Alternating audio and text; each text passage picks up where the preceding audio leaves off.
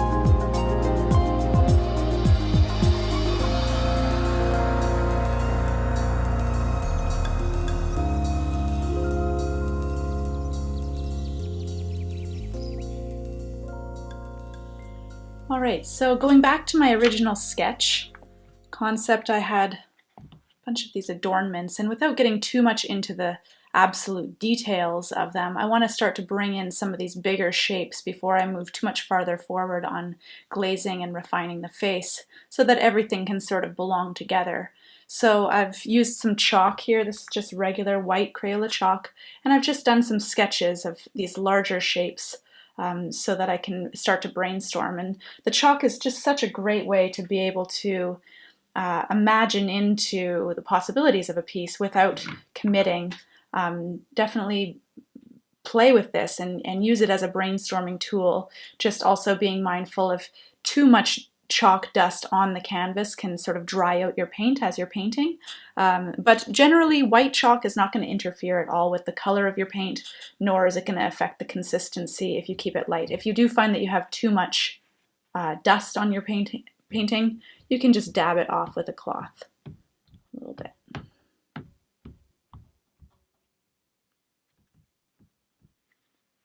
And in order to refine areas, you can use a damp cloth, or you can even just use a damp paintbrush with a little bit of water, and you can use that to sort of cut in and really find the lines that you want to follow. So it has a very more detailed eraser for the chalk. The chalk is also a great way to just keep checking your reference and your proportions, making sure that everything's in its right place.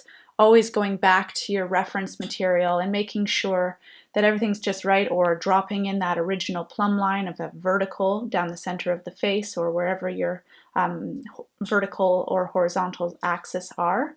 Just chalking that in can give you a really good reference point of measuring and making sure that everything's just so. The farther we move forward, especially getting into glazing, it can get harder and harder to color match and adjust. So really getting it right early on is going to just save you a lot of trouble and annoyance. So as you move into any other elements, we're just going to treat them the same way we've treated the face so far, working from a general to a specific with blocking and bridging, and then getting into smaller and smaller details.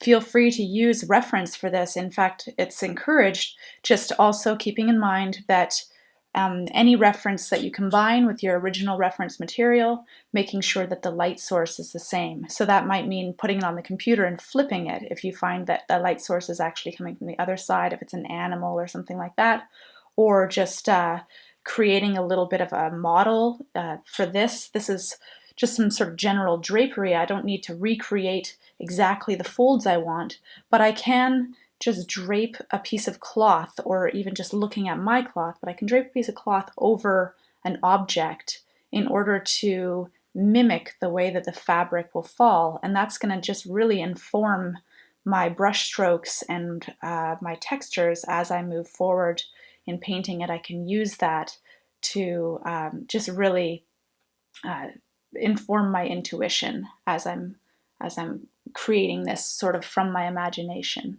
It's still drawing from reality and still being informed by physical space. So as I'm laying out my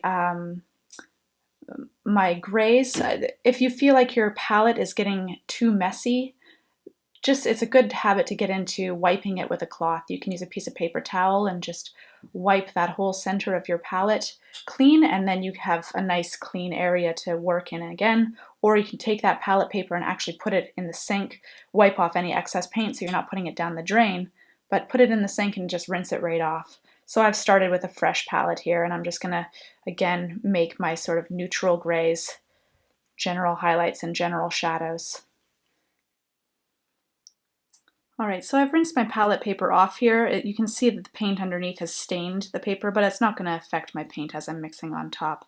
Again, I have my raw umber and titanium white, and I'm just going to create a gradation between those two from sort of a mid-tone here, moving over into more of a shadow.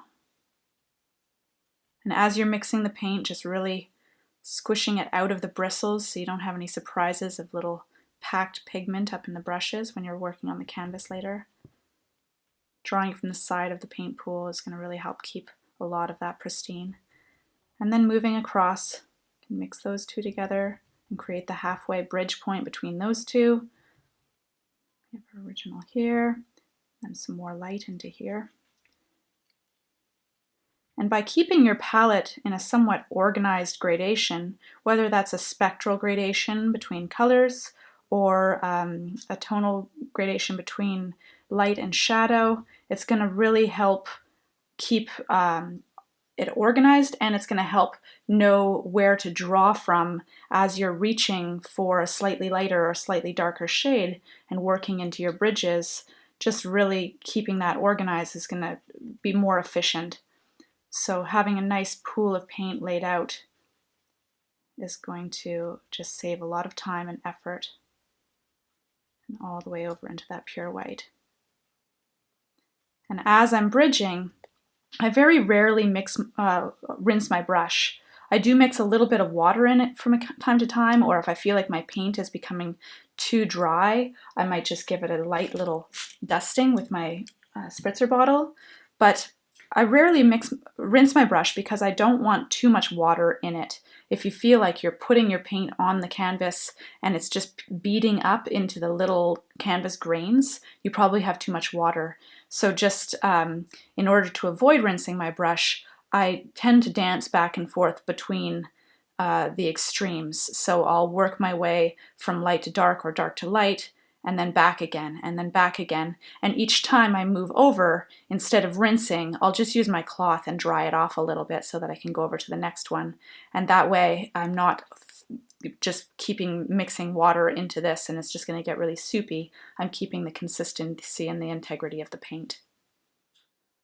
So now I've got my gradation of gray tones mixed and ready to go, and I'm just going to bring all of these sort of larger objects of the composition up to the same level that I have the face so that things can move forward from there with glazing.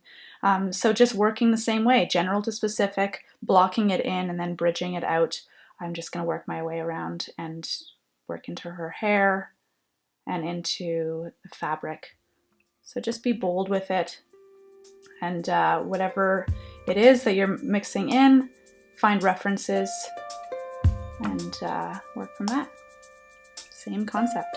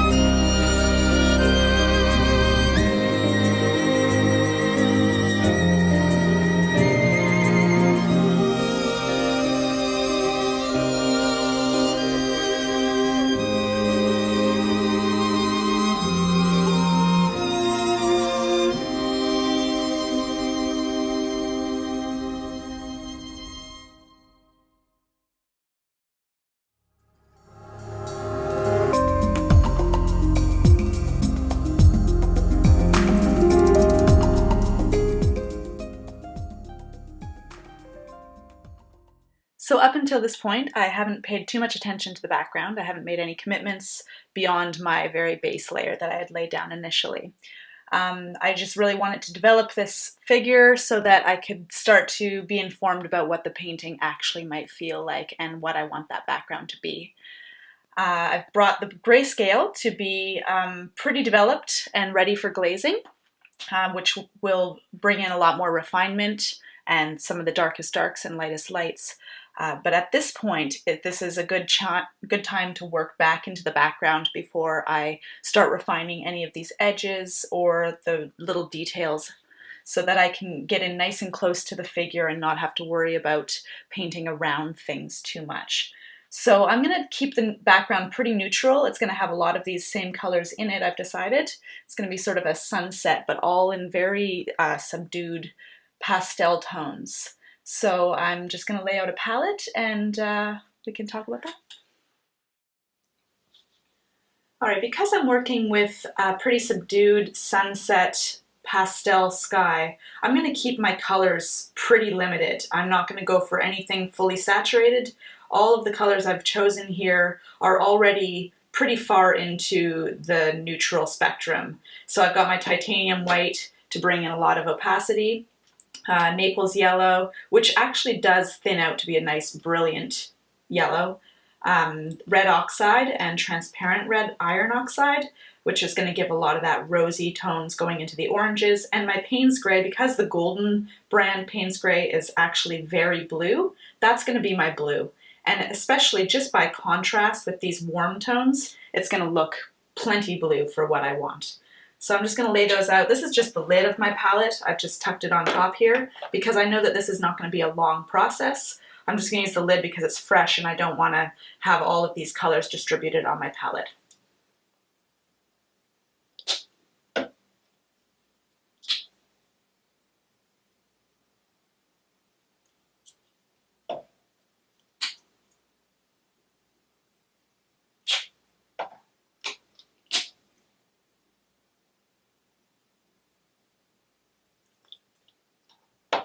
I'll leave a lot of space over here for the white because I know I'm going to be using a lot of white and drawing from that in both directions. So, there we go. So I'm going to create a gradation down from a sort of dusty blue down through into the peaches. And so I've laid out a gradation on my palette just to get some paints mixed so that I can work wet into wet quite a bit. One of the things with acrylic is that it's just, we know it dries fast, so to get a really smooth gradation, especially when I already have a figure here in the middle, is going to be really challenging. And just accepting that fact as I move forward, I know that this is going to take a few coats. I'm going to have some sort of clouds off in the distance, so that's going to help to break up that smoothness quite a bit, and knowing that I can work back into it at later stages just to bring a lot of that smoothness in. I am going to work with a pretty big brush at first, and then I can go down to a smaller brush for a lot of the refining and getting in around the edges. And as I mentioned, I have left some of these edges quite raw. I haven't gotten into any particular details around these edges because I really want to be able to go close to them without having to try to be precious about some of these details. It can really slow down the process and create a lot of unevenness if I'm paying too much attention to going around these. So I'm going to start with some blue. I mixed in a little bit of cerulean blue just to brighten it up as well. I was finding the Payne's Gray was just a little bit too purpley, and I can just start to bring that in. This is, I'm going to be working quickly and deliberately and not getting too hung up along the way with full coverage. I know this is going to take a couple coats, so I'm just going to go for it. I really want these colors to be even all the way across, so rather than working wet into wet right away on that side, I'm just going to bring it over to this side as well so that they're staying balanced.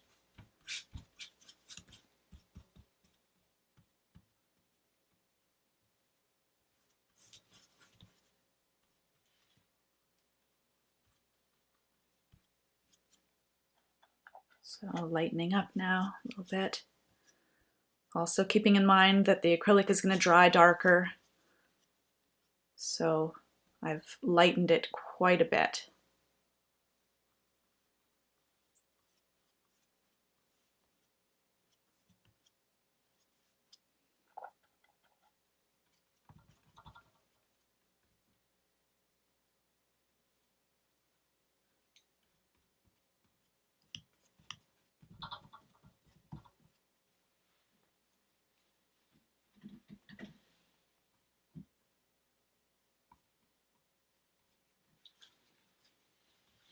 So as the brush dries out a little bit and I've distributed a lot of the paint, I can actually use this opportunity to sort of feather into that previous coat I did. And I'm already getting a pretty smooth gradation, but I know that there's a lot of that peachy color showing through.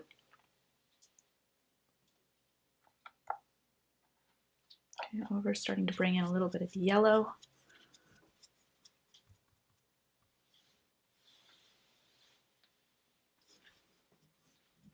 Still, and I'm not rinsing my brush in between each of these layers. I really don't want there to be water on my brush. I really want it to be thick, opaque paint so that I can get good coverage.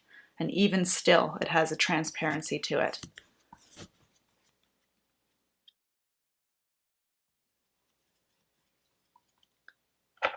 So if you have an idea as you're beginning your painting of what your final background is going to look like, you can see here how it would actually save a lot of effort and time and create a much smoother surface if I was able to drag this directly across.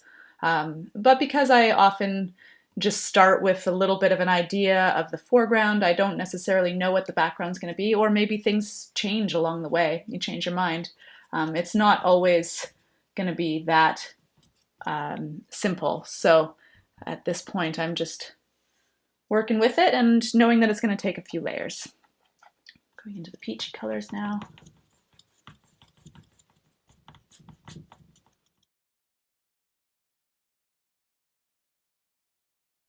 And this is where I might actually want to retain some of those colors showing through from underneath.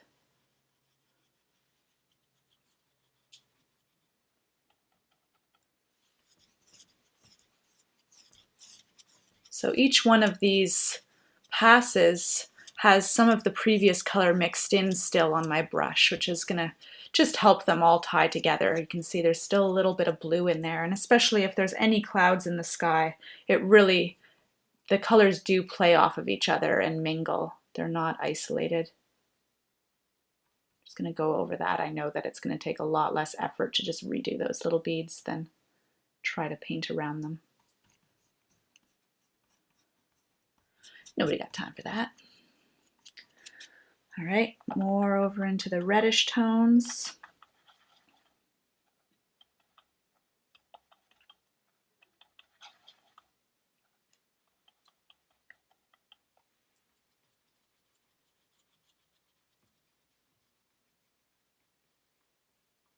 And as you get closer to the horizon, these transitions are going to happen quicker and quicker. It's a matter of perspective. I can come back and smooth that after.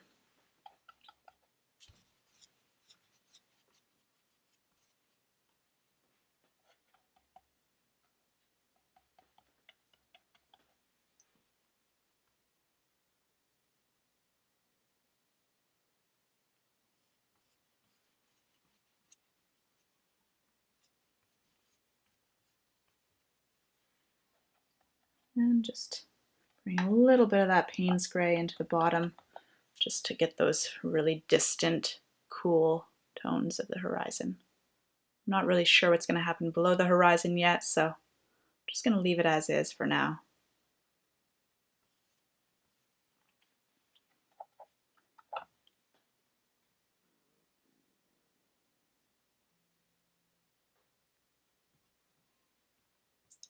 Here, so that's a good first pass.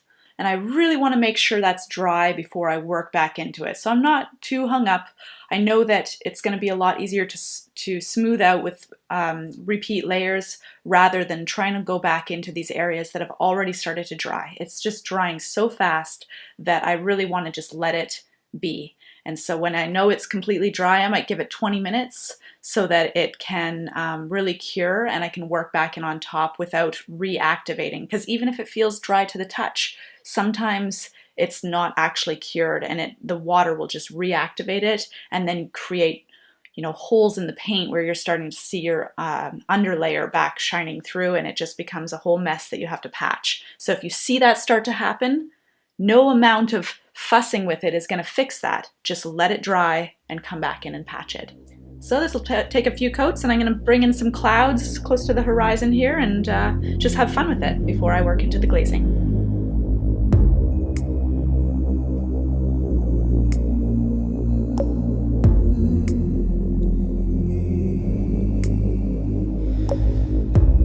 I might have needed something more back then. Now I'm getting up fine, yeah. I'm finding out, yeah. I felt so many raindrops fall. Now I realize they come from on high, yeah. It's not just sky up there, yeah. And sometimes I close my eyes and there's a cinema screen in my mind, yeah. So I hide it. I got some serious surround sound here, so I never get lonely, never lonely. When I'm hiding, I forget what's happening on the outside. Let the rain fall, let the night go. Got a century of cinematic sunsets on my hard drive.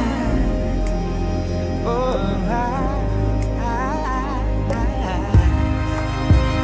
she tells me that my mind ain't no place to hide away. Oh, honey, I hope I might find you with me there someday.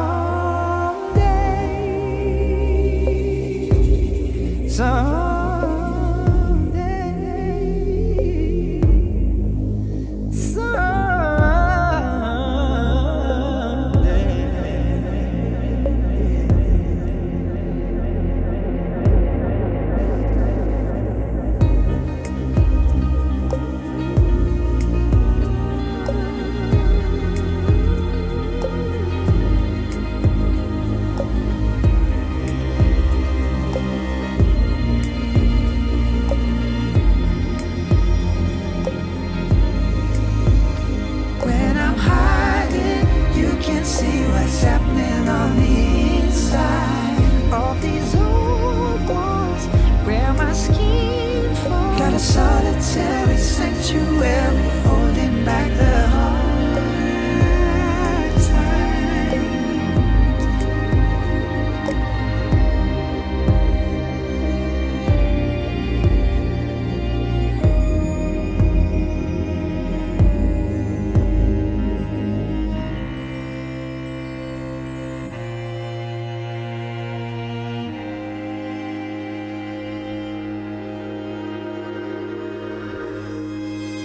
She tells me that my mind ain't no place to hide away.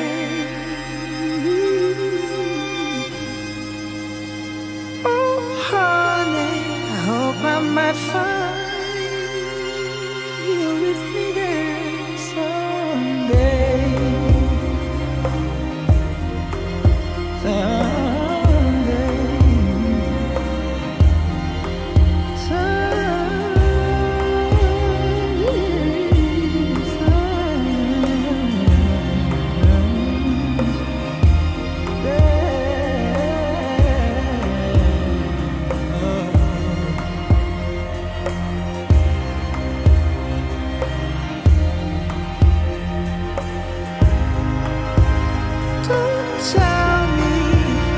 My mind ain't no place to hide away.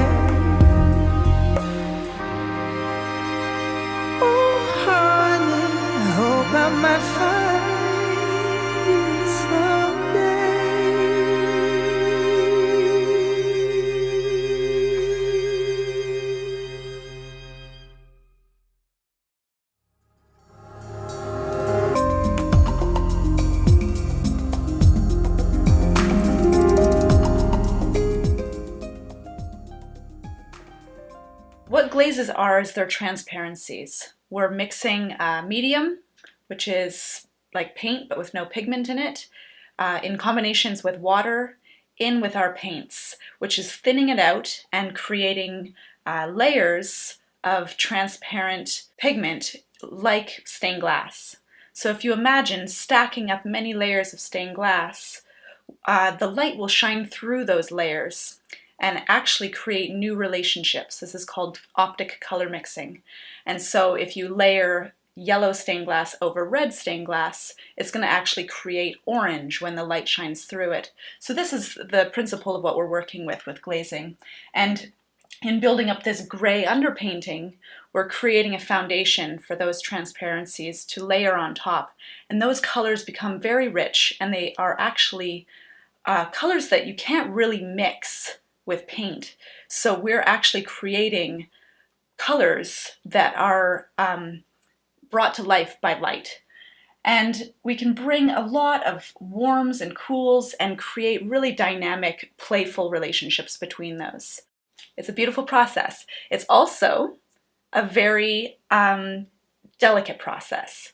So I'll talk about it through the journey of it, but really err on the side of thinner glazes and more of them, rather than going with really strong glazes right off from the beginning, because you can always build up more. And the more layers you have, even if they're incredibly thin, the more richness and interest you'll create, rather than going straight to the darks right away.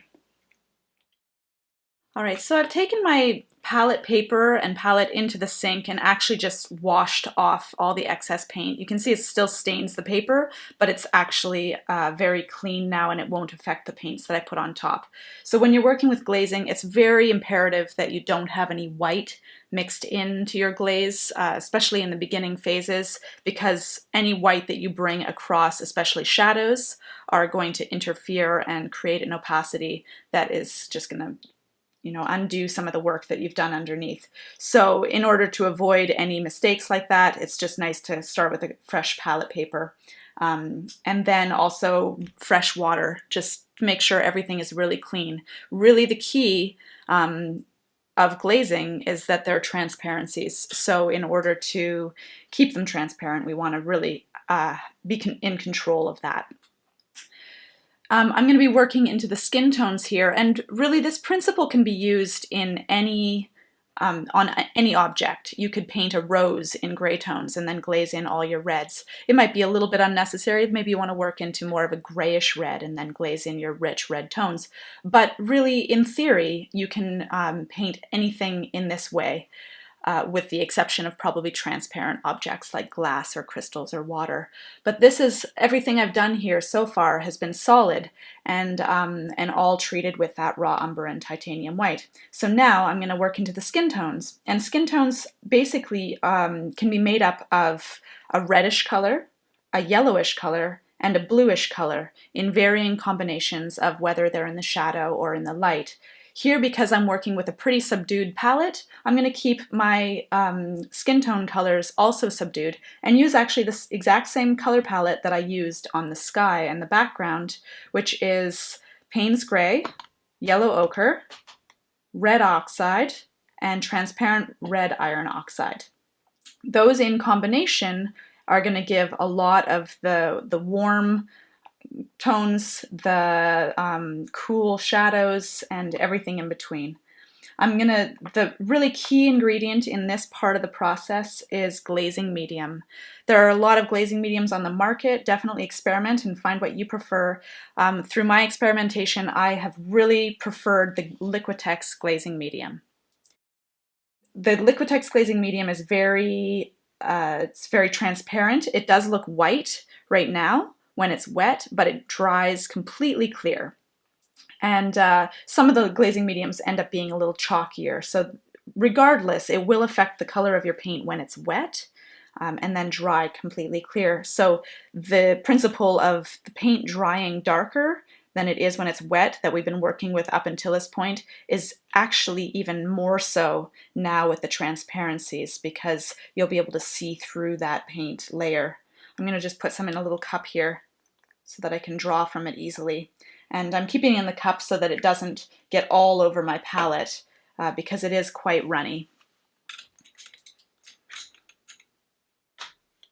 So just a little bit, and the blue is, you're not going to need a lot of it. So I just literally put a couple drops on there.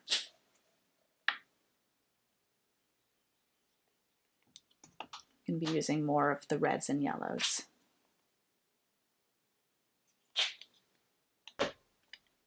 And really, I throw this red iron oxide in there just because I love it so much, not because it's necessarily needed. You can really just do it with, you can use cadmium red, Hansa yellow, and phthalo blue if you want. You can use any combination of those, as brilliant as you want. If you're working with a really saturated palette in your painting, you might want to use more saturated pigments. But I'm going to keep this pretty soft. So I'm just going to start by mixing a little combination of these primaries and just the tiniest blue. If you are working with phthalo blue, that is one of the strongest pigments there is, and you literally barely have to touch the brush to it. Even still, the Payne's Gray is very subdued. It's still really strong. So I'm going to go really gentle with it, knowing that I can always come back for more. And you can see just mixing that tiny bit of blue is just neutralizing it. They're across, these two together are making an orangey tone, and the opposite of orange on the color wheel is blue. So what that does is gray it out and just neutralize it and cool it off a little bit, and creates a much more interesting color as well. So far I just have a little bit of water on my brush, but I'm going to start bringing in some of the glazing medium as well. So see how that lightens the color a lot, and don't be deceived by that. We know that it's actually going to dry darker, so I want to be really mindful of that as I mix it in. I'm going to sort of create a little bit of a variation here as I'm going with some brighter colors. In the highlights, it's going to have more emphasis on the yellow tone. The mid-tones are going to have more emphasis on the red, and the shadows are going to have more emphasis on the blue.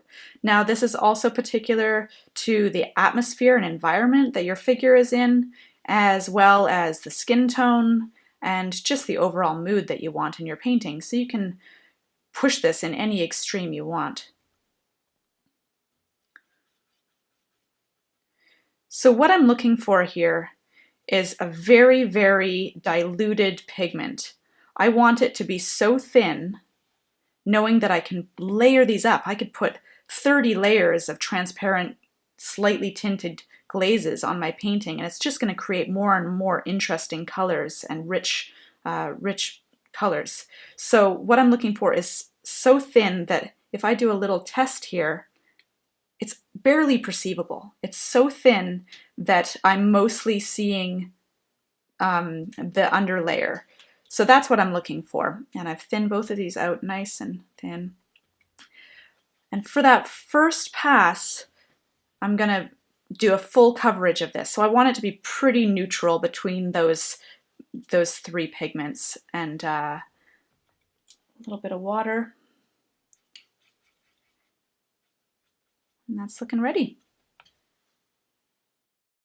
All right, I have my glaze mixed, a very thinned out, warm, neutral skin tone, and working on my gray tone underpainting. I've kept this quite a bit lighter than I inevitably want it to be because we're layering these transparencies, and every layer, no matter how thin, is going to be darkening it gradually. So I want to have somewhere to be able to push it. Even these darkest shadows, I really want to have some freedom to push those very deep with the glaze rather than them already being so dark that the glaze doesn't show up.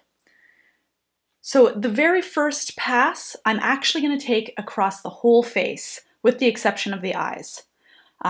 This is going to just neutralize it all, it's going to unify it all, and then depending on how thin or opaque that is, I'm going to push it even farther in certain areas or maybe do a second pass.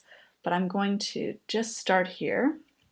And the key here is also to not have too much paint on your brush. So I'm keeping my cloth in my hand, and before I touch to the canvas, I'm just going to dab off the excess. I'm going to do a test somewhere that I'm not precious. Don't just start glazing and figuring out how the glazing feels right in the middle of the face. Let's test down here a little bit. That's looking pretty good. So you can wipe it off if you're not quite sure. I'm feeling like this brush might be a little bit big, so I'm going to actually move down to a slightly smaller brush. But I do want to keep a pretty big brush just so that I can move quickly and deliberately. And yeah, that's good. So we want to be quick and deliberate, and at the same time not hasty or careless. So really find that balance between being efficient. So you see how that just barely tints it. And I'm going to work my way around. Keep in mind that the glazing medium actually dries quicker than the paint on its own. So I want to be very consistent about this and make sure it's a nice even layer, because if I even let that dry for 45 seconds, it's going to start curing in certain places, and if I try to smooth it after, it's going to just start peeling up and creating issues. So know that it needs to go down nice and smooth, and that's why we don't want to have too much paint on the brush, because if you have too much paint, then you have to keep working to distribute it instead of having more control over it. So once I have it laid down, well, you want to avoid this. Once I have it laid down, then I'm going to let it dry. Any little creases like that I leave, little drops or ridges of paint, though they might not look like much right now, keep in mind it's going to dry transparent, so those lines are actually going to become very dark. So I'm going to take this right across the shadow. So if you're working on a larger figure, try to work into the natural borders that are created by the figure itself. And so I'm just working in these little chunks so that I can be very deliberate as I go before moving on to the next area. Here I'm going to do the same. If she didn't have these things hanging across her face, I would still work in deliberate chunks. So I might work in this area using the natural perimeter of the nose and the lips to create a little isolated field. And so if I do that and I glaze, I'm just going to feather those edges and make sure they're very soft before I move forward and keep painting other areas. I want to make sure that I don't need to come back to that area to smooth it. Otherwise, it's already started to dry, and I don't want to have to reactivate that paint. It's just going to become very uneven. So I'm actually going to leave that now. Rather than working my way around, I'm actually going to let that area dry and work into a totally different area. This way I can be sure that I'm not running into any edges that have started to dry and then creating ridges.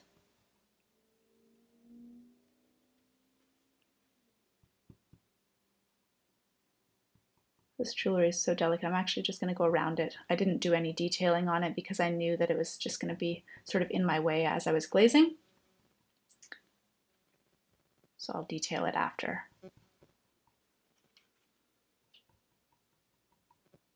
So here I know that this edge here is probably still quite wet, so I'm going to actually avoid it. I don't want to have to run across it.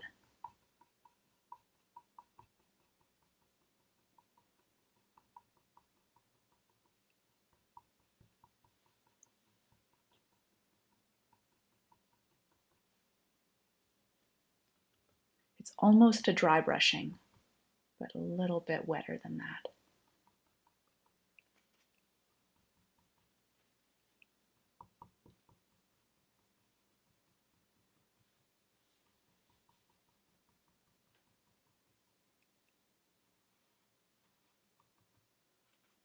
There, and that's pretty much a full pass. It just very lightly tints all the skin, keeps it unified. And once that's dry, can start to work into more specific areas, creating those really warm tones around the nose and mouth, and cooling off into the shadows and around the jawline. And we can start to get more specific, as well as bring in some very delicate, white, creamy, opaque areas, and we'll talk about that once this is dry. All right, I've given it a few minutes to dry, so I can be absolutely confident that this glaze first pass that I've done is cured and I'm not going to be reactivating it. Now I can start to mix in into my base glaze that I've created that was quite neutral. I can create some areas that maybe have a lot more red in them. And working, again, not too much paint on my brush, I'm dabbing it off. I can start to just bring those into very specific areas. Very thin, knowing that I really can layer as many transparent glazes as I want. So once you go too far though, it's the only way to get that back is to work opaque. So if you feel like you went too dark, really working into those light gray tones can sometimes be the only way to get that luminosity back.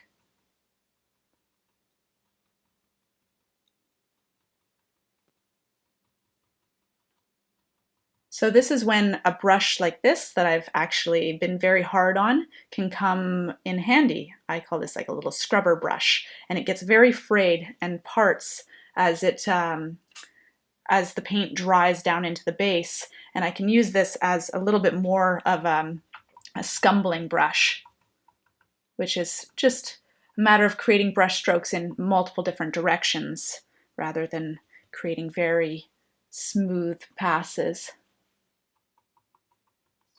Bring quite a bit of pink around the nose here.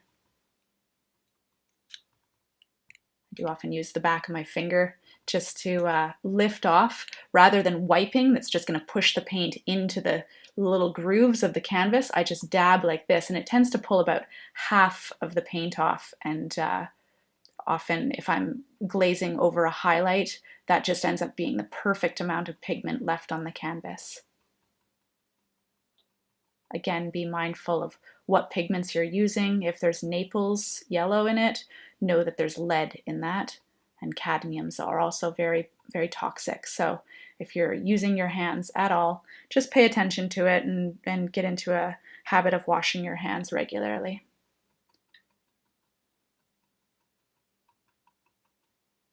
So quite a bit pinker on the lips.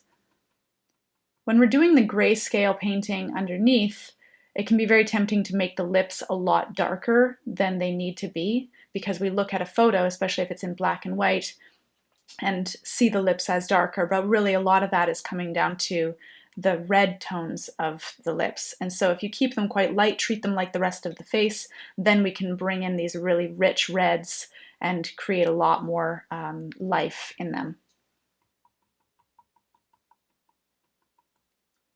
So most saturation I'm bringing in is actually on the midpoint between the highlight and the shadow. This is where you're going to see the true pigment of the skin. And so that's where it's going to be the warmest.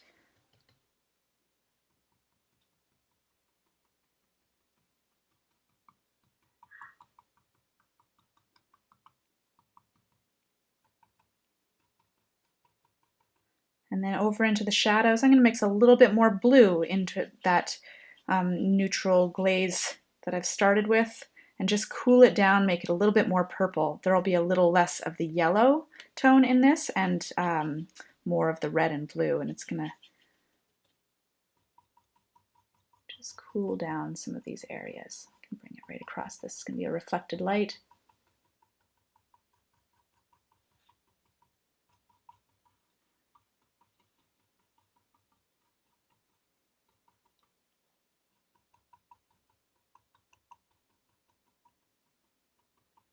Really take your time with glazing.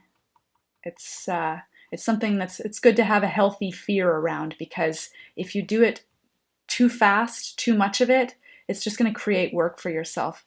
Also, I have a practice of not glazing at night.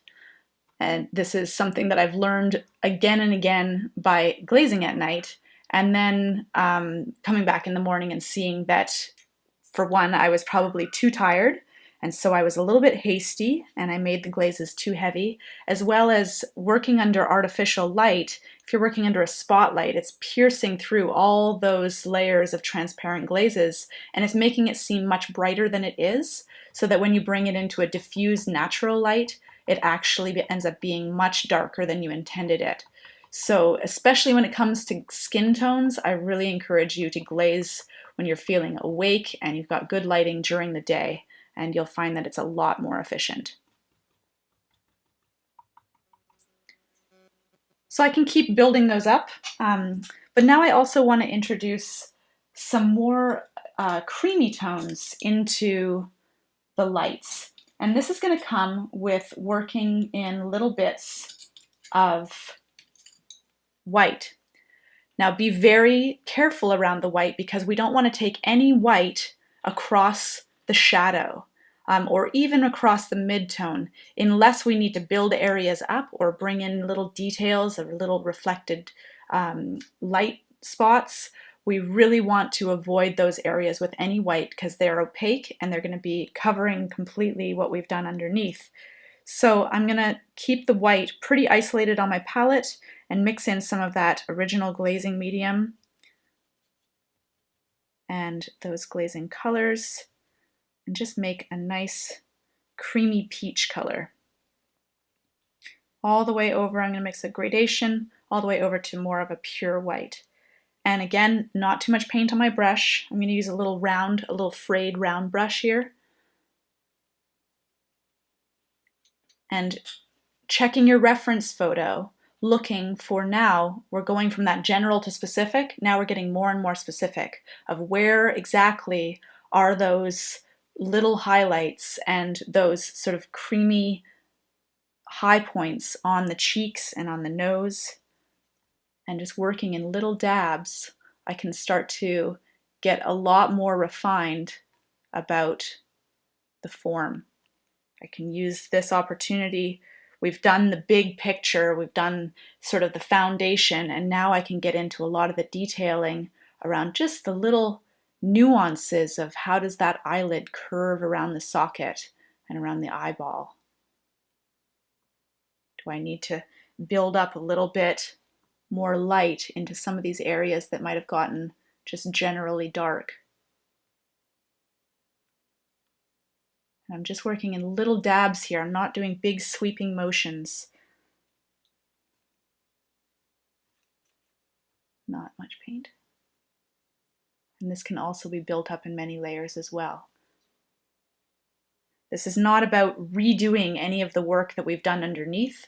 This is about refining and reinforcing what we've done underneath and just getting a little bit more nuanced about it. You can use some almost pure titanium into some of those brightest highlights.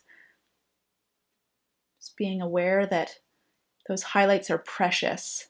And if you start distributing them all over to all the little areas that you think are going to have highlights, they cease to be special and they actually will flatten out your figure.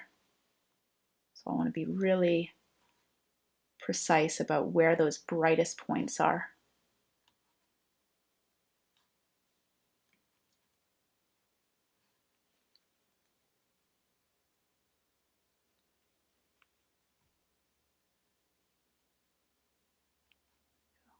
Again, letting it dry. So work over on another area rather than the same spot. Just let it cure, and then we can come back and we can keep building it up. If you feel like there might be some areas that are not very smooth, like here I'm seeing that there's actually a little bit of unevenness on the roundness of her cheek, I can use this creamy glazing technique. Because there is a little bit of white in there, I can use this to smooth out some areas. So the white makes it opaque and we can actually cover up a lot. If you feel like you've taken this part too far and put too many highlights, you can do a neutral glaze again over top of it with that original combination of the reddish, bluish, and yellowish tones with glazing medium and water, and just thinly push it all back, and then get precise about, again, where your highlights are. Every time you do that, you're just going to create more and more depth and dimension.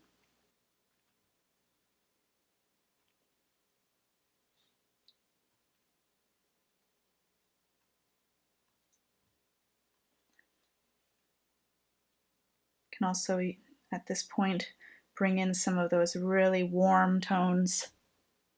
This is pretty much just red iron oxide.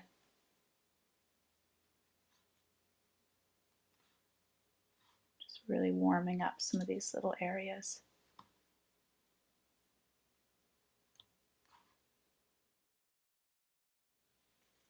And this is just going to be a process of patience, letting it dry, building it up, smoothing out little areas, cooling off shadows. I might tuck in some cools into here, and then we can start to work into this other areas, deciding, making some decisions about what color are these beads, what color is this fabric, is there texture or design on the fabric, and that can all come in with colors now. Even working opaque, maybe there's a pattern on the fabric, I could work opaquely with that, and then glaze again over top. So just really using the same principle though, of some areas into the highlights being less saturated as it wraps around and transitions from highlight to shadow. It's going to have the strongest, truest color of the object, and then into the shadow might be cooler or warmer depending on the atmosphere that it's in. It also might be a lot more saturated.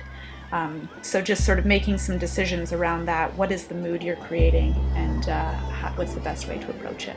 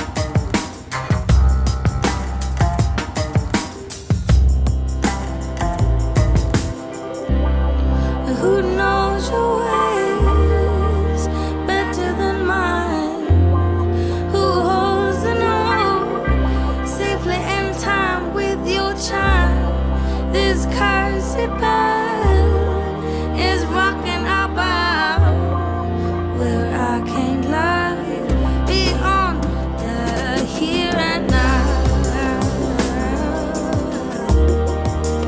Beyond the here and now. Beyond the here and now.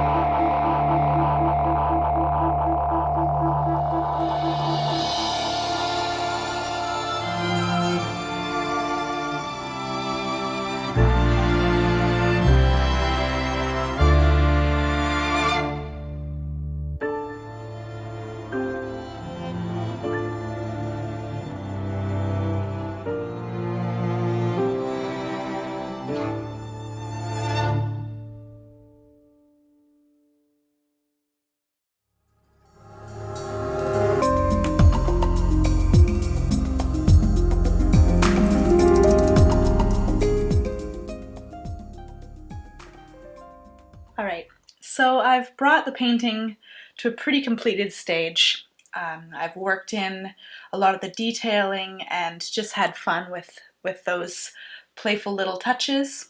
I've also, in order to create a unified composition, I've looked around for different shapes and motifs that I can echo throughout. So in the triangles of the fabric as well as along the horizon, I've added these little dangly bits of triangles just to create that sort of echoing shape and add to an overall unified composition. You can work in a similar way with colors, and this is something that can happen easily with acrylics in that it's easy to add a new color, have it dry on your palette, and only have touched a certain area if you wanted to add, say, a blue bead somewhere. Whereas with oil paint, you have all your colors laid out, and so you end up mixing those colors in and working with them throughout the whole process. Here with acrylic, we really want to pay attention anytime we add a new color to the canvas, just to touch around on other areas throughout the composition to help create a cohesive whole. So if I've added a bright yellow into the beads down here, where else can I add those around the composition just to help lead the eye and create a harmony overall? I've also brought in this cool reflected light, which is just adding an interest to the lighting as well as doing that same color distribution. So I've put that in on the fabric and on the face here, which echoes, again, it echoes the blues that touch around and just creates a more dynamic lighting composition overall. So now, in bringing this painting to completion, I'm looking for ways to finish it and really let it be refined and cohesive. So an important thing to notice is this high contrast point between the edges, especially in the foreground and background. There's this very clean, crisp edge around the figure, around all of the objects really. And this is a really important thing to note, especially as we try to create a focal point, which is going to inevitably be the face here. We really want to allow some of these outer areas and really crisp lines to soften. Just like we would see with our natural gaze. When you focus on an object, everything else just softens around and really helps tighten in your attention. So along here, between this bright sky and this dark object in front of it, if we use that same bridging technique that we talked about in the very early stages of blocking the form, and we mix a color halfway between those two tones, we can run it along, just run a little line of that grayed midtone along that edge. Having to mix the colors, here it's going to be a warm midtone and here it's going to be a cool midtone. If it's a dramatic shift between light and dark, we'll probably have to mix two, and just running those little strips of color along the transition points is going to create an optical illusion of a hazy line, especially in the outer edges of the canvas where we don't want the viewer's eye to be captured. We can use that to a greater extent and make that bridging and that transition much wider. So here along the edge of the horizon, or where the figure is disappearing off the canvas, I can make that a quite wide hazing line that's really just going to soften out and keep the focus in the center of the canvas. All right, so I've mixed a color halfway between this orange and the color of the sky, so it's actually going to create a grayer tone. And remembering that my paint dries slightly darker, I'm just mixing it a little bit lighter than I needed. I see that that's actually probably going to be a little bit dark again, so a little bit of white mixed in with it also helps gray it out. And just dab along that line and really just soften it. When it's a grayer color as well, it helps turn that form and push it away from the viewer and let it recede into the background a little bit. So it's another benefit to softening these edges.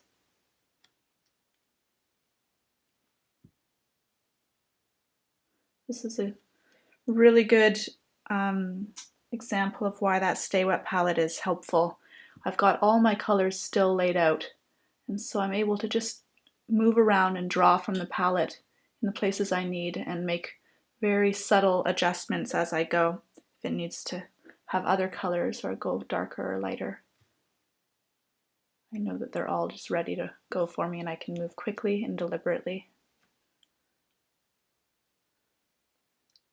Can also use this opportunity to just refine a few things. If that's just a little too dark, I want that to just recede. It's almost it's working with the idea of an atmospheric haze a little bit too, and just letting it recede into the background and drift off from the focal point.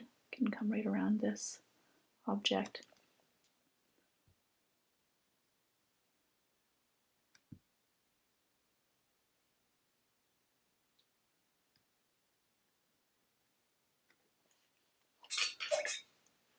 And again with the blue braid here, mix a color that's halfway between those two tones and a little bit lighter so that it can dry into the right place. A little dark.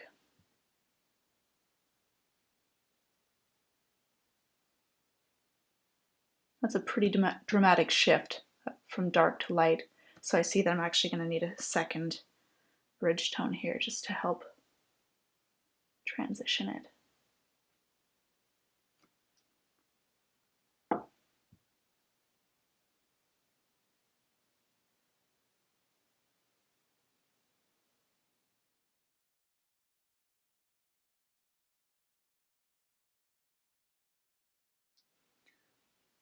Okay, now with the same concept in mind, I'm just going to follow around and refine all my edges throughout the whole piece.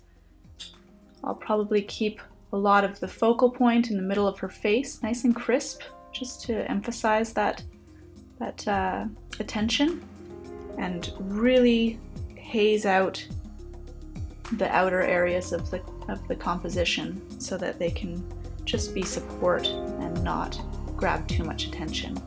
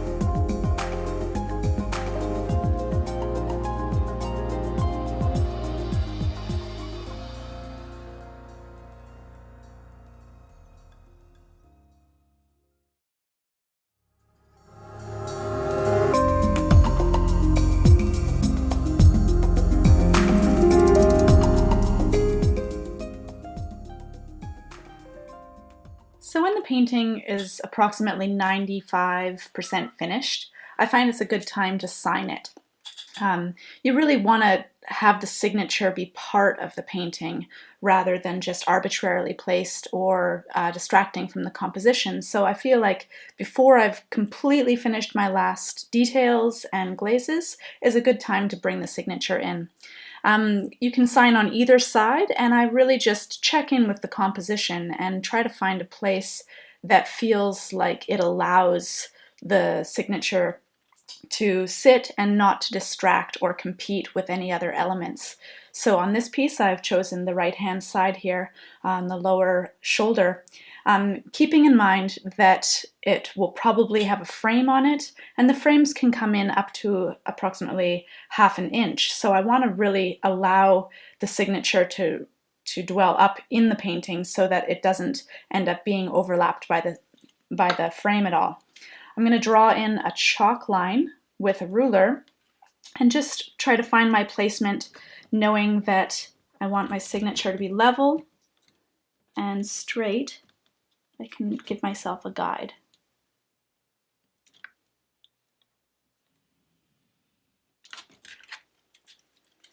Now, if this was a circular composition, or if there was a dramatic flow happening where I'm going to put the signature, I might actually bend the signature up and really just try to have it part of the composition itself. But here it feels like it can just easily sit on top of this shoulder going into the background.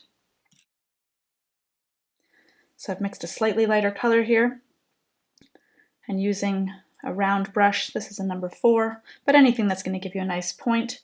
I try to keep my brush relatively vertical or perpendicular to the canvas, and I'm going to be going with the letters, so sometimes I'm going to have to backtrack. Seeing that's pretty light, I can always glaze it back, so I'm just going to continue on.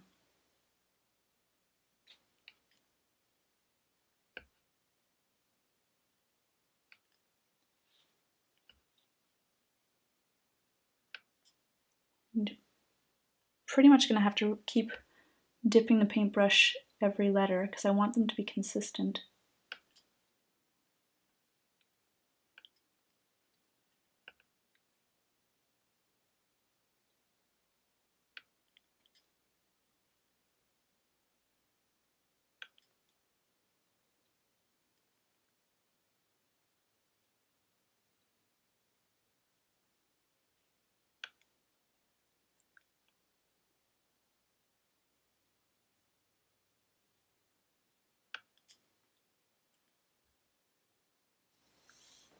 Okay, and when that's dry, I can wipe away the chalk and just go in and touch up any little areas that need refining.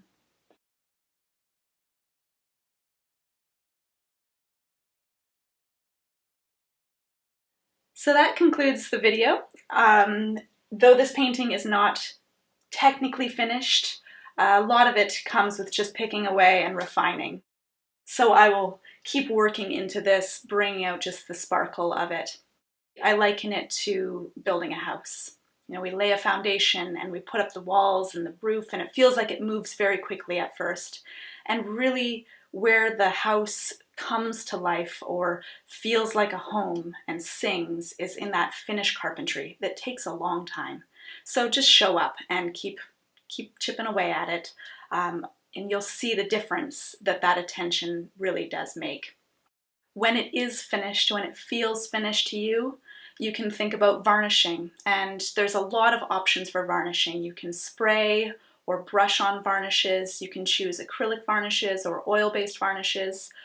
Keep in mind if you want to work back into your piece, or you think you might, choose an acrylic varnish so that you know that you can work back into it with acrylics. It also will unify the sheen of the painting. So in areas that you've used glazing medium, you might notice are shinier, and other areas where you've just used more water will be more matte. So a varnish is going to make a unified surface on it, and you might prefer more shiny or more matte. That's absolutely a personal choice. I usually opt for satin varnish, somewhere in between. And with a piece this size, I would probably spray it. There's a lot of options. Krylon makes some great varnishes. There's the crystal clear or conservation varnish. This is an oil-based varnish, or a Kamar varnish. There's lots of different choices. So just experiment with them. And in general with acrylic, it is so much about experimentation. Just play with it. There's so many different ways to use acrylic. You can thin it out and treat it like watercolor. You can build it up and treat it like oil, and then all the ways in between that. Glue things on, or scrape areas off. There's a million ways to play with it. So really just having fun is the biggest point, and enjoying the process.